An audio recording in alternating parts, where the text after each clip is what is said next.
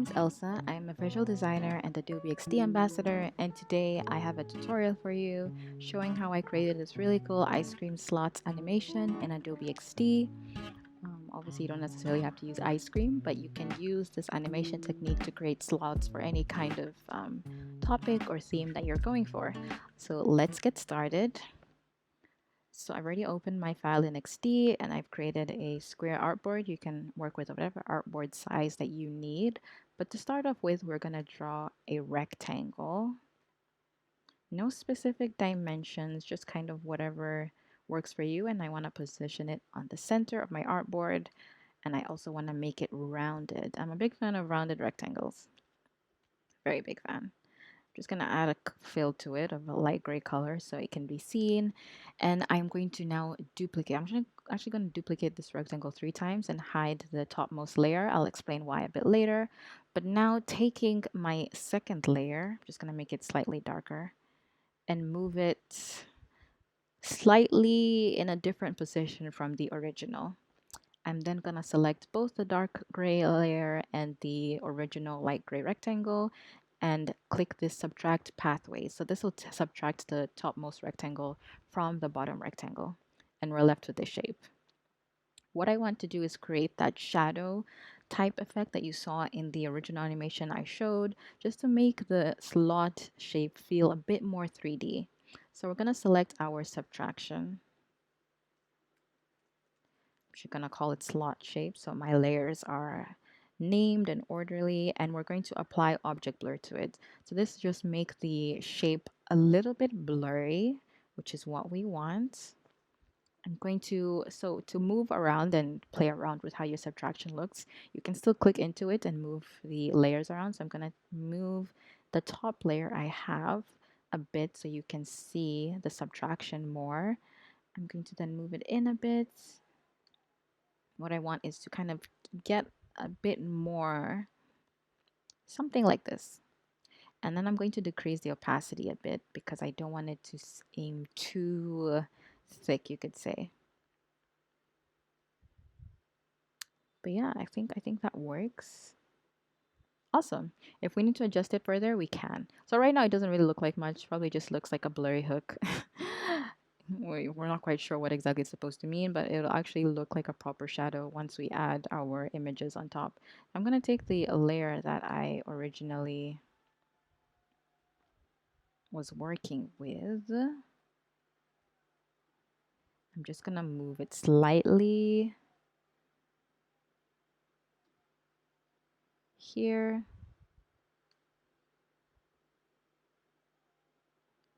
Yep. Okay, awesome. That works. And I'm just going to add a nice color to it. I'm going to change the color later on anyway, but this is just more so. Actually, I might move it in a bit as well. So it seems like it's kind of inside this shadow shape.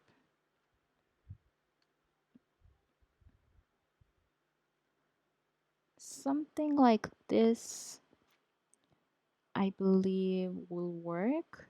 Actually, I might undo and kind of leave it like that. Yep, this works. So now we're going to get the images that we'll be working with.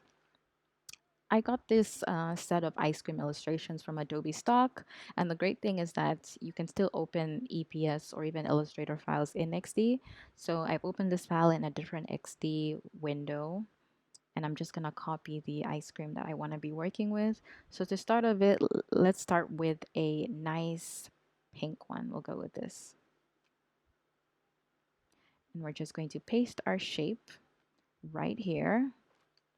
And we're going to resize it, so make it slightly larger. Just turned on responsive resize because sometimes when you resize vector shapes with responsive resize on, it'll kind of mess it up a bit, so it helps to just turn that off.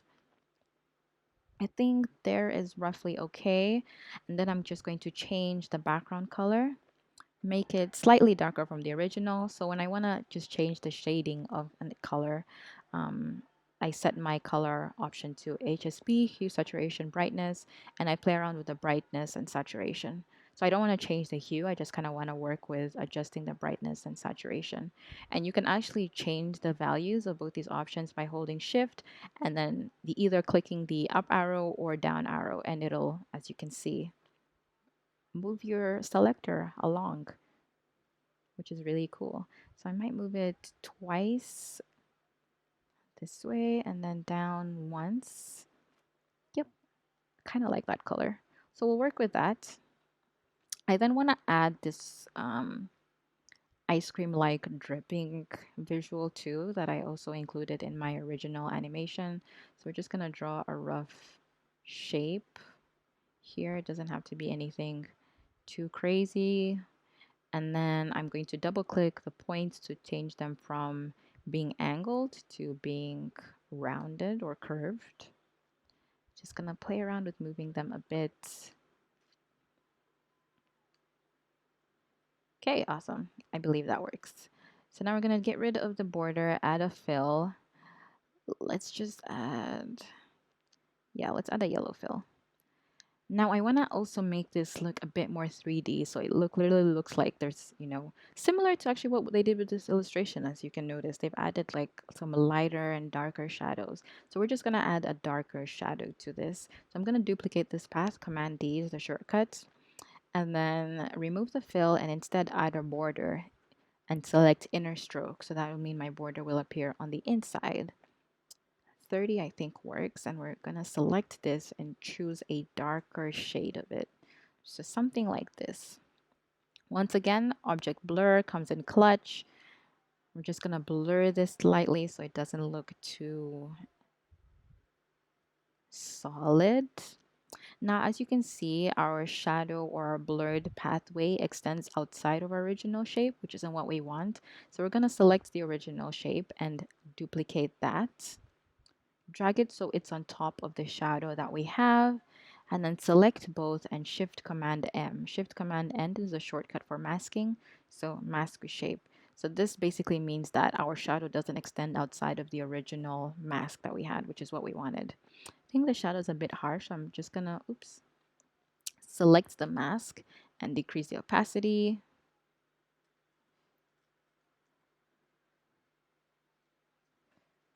Just name some of my layers for sanity's sake. I won't name the ice cream though. I don't think there's any point. Cool. Okay, awesome. And just like that, we already have our first image done. So now I'm going to select the background color that we had. Command C, Command V, because I want to duplicate the layer on top of all the other layers. And then I'm going to select everything and I want to mask it so that my ice cream and my dripping mask, all of that is in one container and doesn't, extend outwards as it is now. Make sure to deselect your slot shape. You might even lock it because you're not going to be playing around with that. So select all of them and Shift Command M. And just like that, we have our nice visual in a single container. So we have our first image done. I'm just going to rename this mask. So now we can select all these different elements and put them in a group and label this pink. And this will really be really helpful because when you're creating multiple images, it'll be very difficult to organize and position them if they're just named randomly. So it helps to kind of just know, okay, this is for my pink ice cream, this is for my green ice cream, whichever type of images that you're working with. So now that we have pink, we're going to duplicate it, Command D, hide the original, and choose our next ice cream that we're going to be working with. So I actually really like this one. So we're going to select this one. I also like to duplicate the visual as opposed to starting from scratch each time because I want to keep the proportions the same. So whatever height my original ice cream is, I want to make sure that my other ice creams are the same height or the same width, whatever it is that you're working with. Awesome. So to reorder things that are in a mask, you can actually drag them on the layer menu, but you can still reorder them by holding Command and either clicking the left bracket or right bracket key on your keyboard. And as you can see, it'll still reorder those elements for you.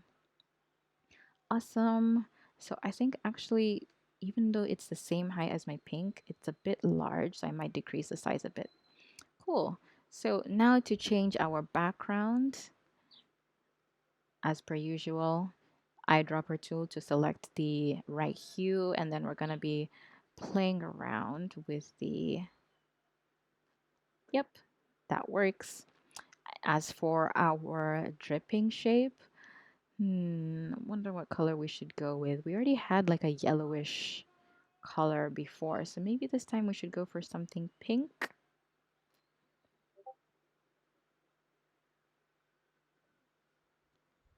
Yeah, why not? Let's go for something pink.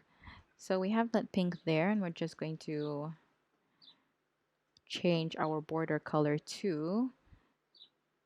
As you can see, I'm really going for the tiniest of color spaces. And then let's make that slightly darker. Oh, that's nice. It's like a watermelon, pink and green. Okay, awesome. So we have our second image group done. We'll call this green. Oops.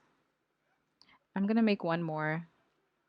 So duplicate, hide the original, and this time let's go for this ice cream because I just love the colors. It's really pretty. Uh, yeah, let's go for that one. So make sure to select inside my mask group, drag my ice cream vector. Oops, forgot to turn off responsive resize.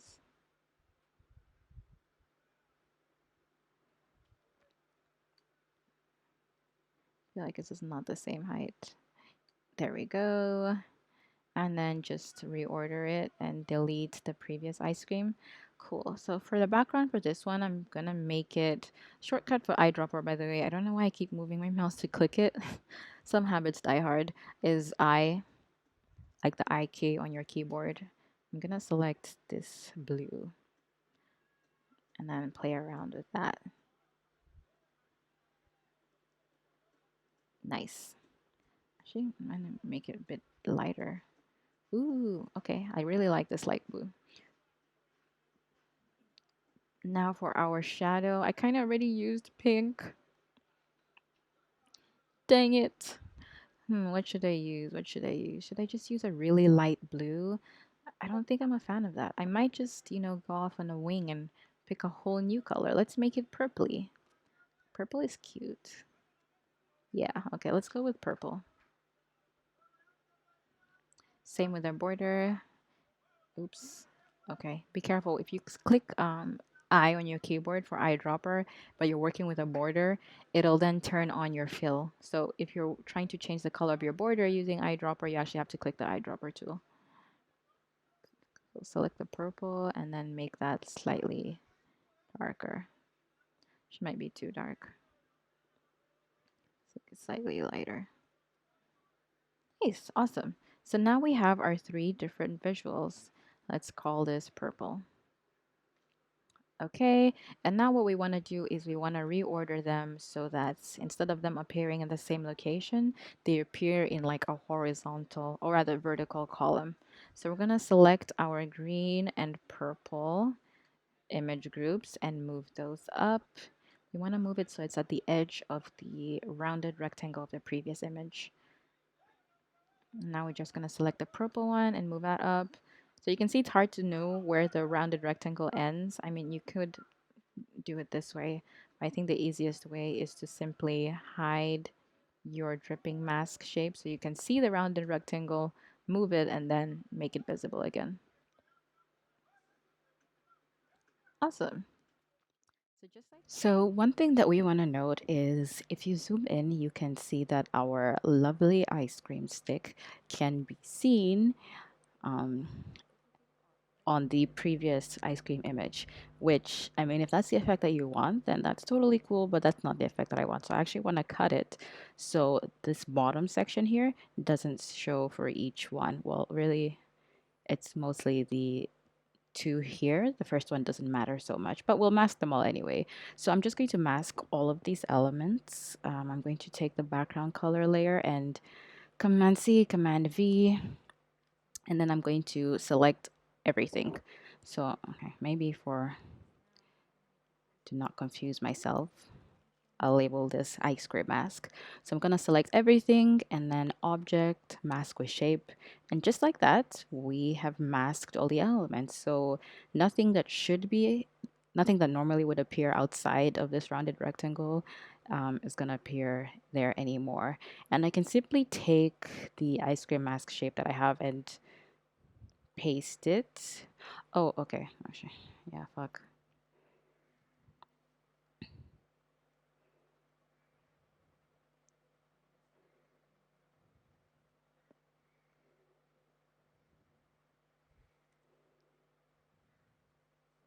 Oh my God.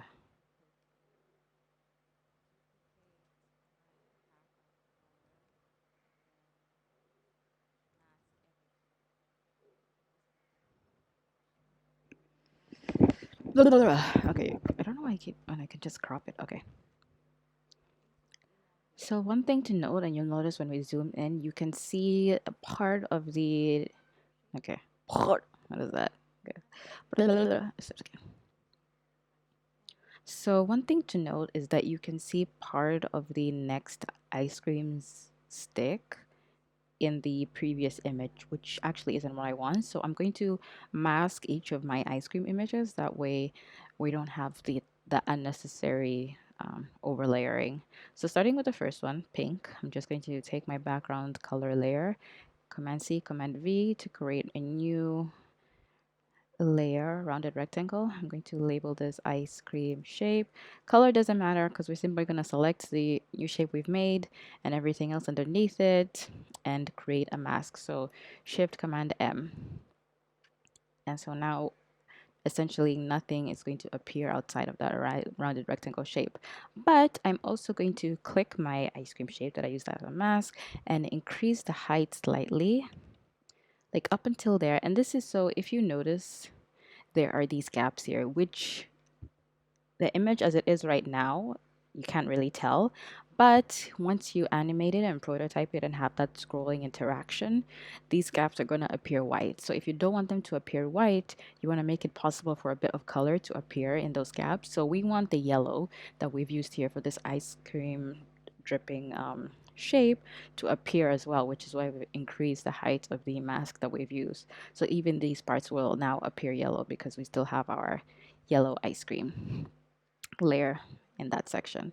Okay, awesome. So now I'm going to take my shape that I used as a mask, Command Paste. Oh, actually, make sure to click into my green layer.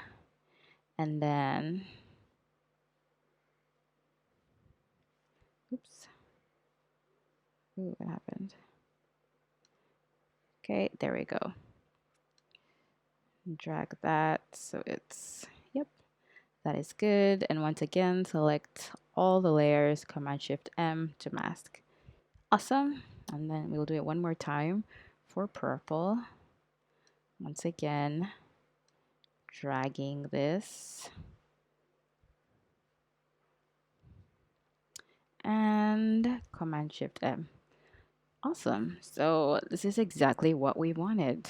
So obviously, when you're creating this interaction, you're probably not going to just be scrolling through three images. If you think of like this type of slot interaction in real life as well, it kind of scrolls through lots of images. Obviously, we're not going to make an endless loop of images, but I'm going to take all these three layers and duplicate them so we have like one more round of images to work with essentially. Okay, I'm just gonna undo that because I need to see. Okay, awesome. Now you also want to make sure that the right layers are on top of each other. So here we have red, which is on top of green, which is on top of blue. Now the second red also has to be on top of this blue. Okay, and green and purple. Okay, I do believe that's right. So we have pink, green, purple, and the pink is still on top of the previous purple. Okay, cool. So our layering is done. Final step is going to be to create a new layer. In our new layer, we're just going to simply drag all of our lovely shapes. Let's say I want it to go up until green.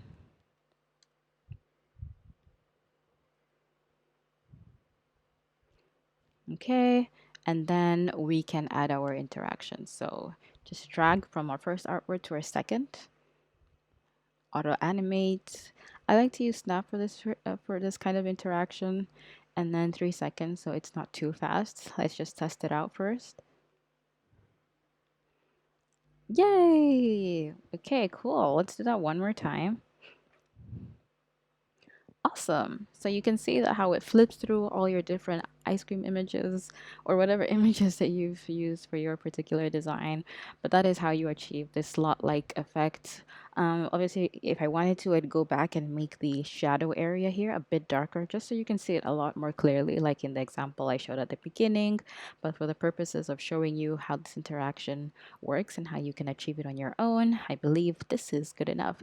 So thank you for watching this tutorial. I hope it was really helpful for you. If you have any questions, as always, feel free to reach out, comment below, or you can reach out to me on my other social media. And until next time,